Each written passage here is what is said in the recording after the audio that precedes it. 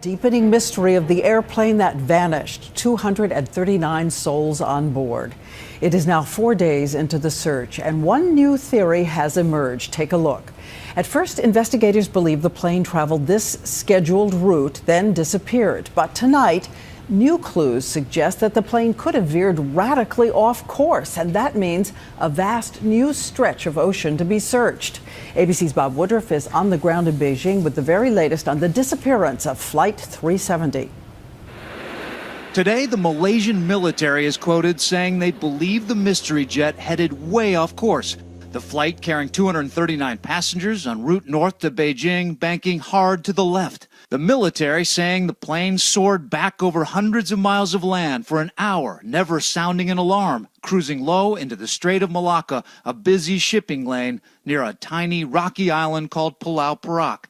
No boat, no one on land ever spotting it. An almost unimaginable maneuver, sparking even more questions tonight. From the sky, it is like looking for a needle in a haystack for the 40 aircraft and ships. Our partners, the BBC, with a bird's eye view aboard a search chopper. Officials here are using their naked eyes to try to spot anything in the water that seemed to be out of the ordinary. So it's easy to see why Vietnamese officials have thought they spotted something and they turned out to be false leads. A Colorado company is even crowdsourcing, asking the public to help by scouring images for clues taken by their satellites high above the region.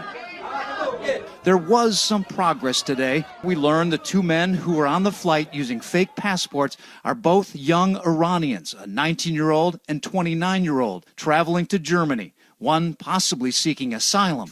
Officials in contact with one of the men's mother saying today that they do not think the men have any connection to terror. Still, criticism of the investigation and search is mounting. Complaints that the Malaysians are not coordinating the investigation. It's haphazard, it's scattershot, there doesn't seem to be any rhyme or reason, and there doesn't seem to be any centralized control by the Malaysian government.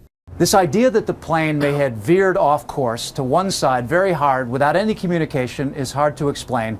But the experts say perhaps this means that the pilot was rogue, maybe a hijacking. But there's no evidence of either one of those, so this mystery continues.